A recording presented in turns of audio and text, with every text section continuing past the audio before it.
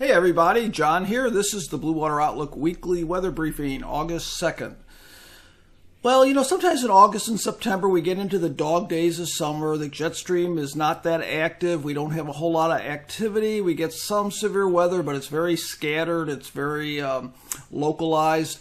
And we start to focus more on the tropics. Now, I put out an update on Thursday, a pretty detailed update on the tropics, what's expected as we go through August. So let's talk about that a little bit in today's briefing.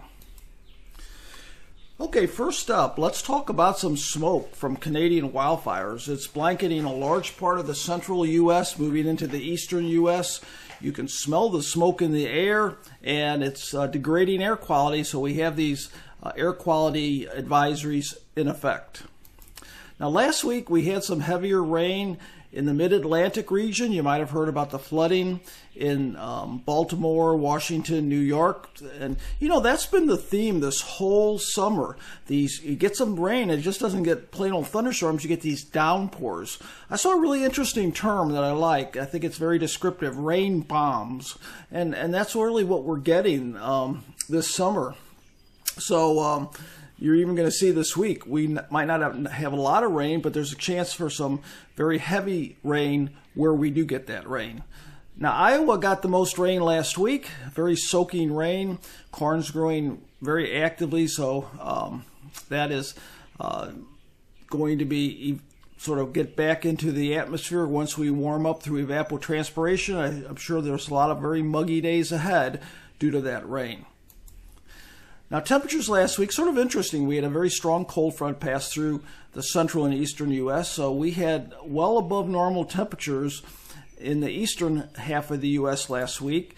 And the hottest temperatures of the week, anything in yellow was in the 90s, anything in this orange here above 95. So we had a lot of really hot days. But then the front came through, and look at this. Green, these are the coolest temperatures last week, in the 50s. So we had a little bit of both. We had a little bit of really hot, muggy weather, and we had a little bit of cooler and drier weather over large parts of the central and eastern U.S. And you can see that in the dew points here.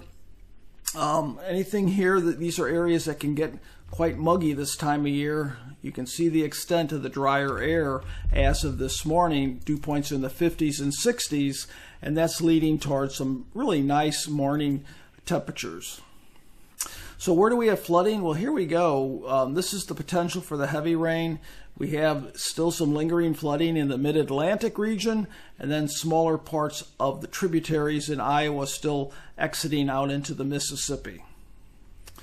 Okay, so that heat dome, that area of high pressure, has broken for now, but as we go through the week, you can see by Wednesday it starts to build again, and then by next weekend, it covers this region right in here, and we have this dip in the jet stream up in impacting the northern Rockies and the upper Midwest.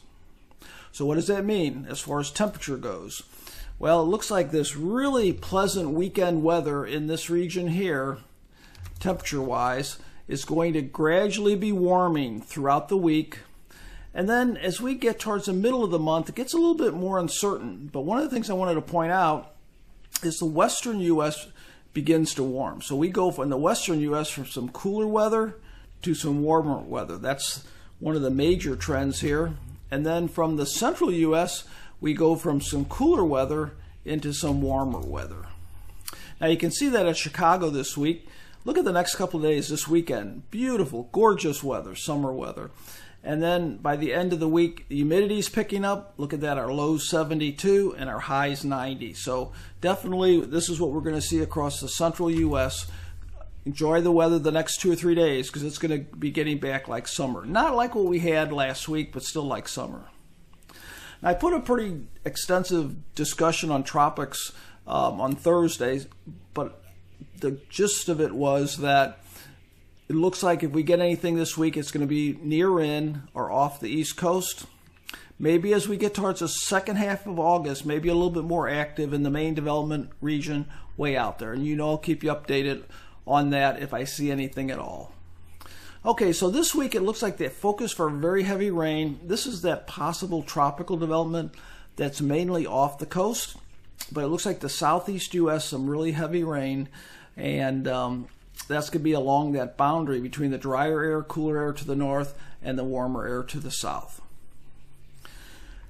Okay, so finally, let's look at week 2, week 3, and week 4. Here's week 2, and what I'm looking at is with that upper system, the possibility of another break in the weather, and you see it on weeks 3 and 4 here.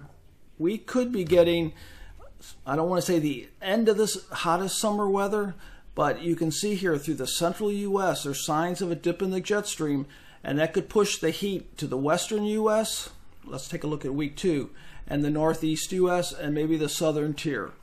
As far as rain goes, take a look at it here. I see the southeast warm, muggy conditions with rain like we saw this week continuing. Other than that, I don't see anything that stands out one way or the other. So if you're in the area with that nice weather this weekend, enjoy it. Looks like it'll feel more like summer, back to summer again by the end of the week. Take care.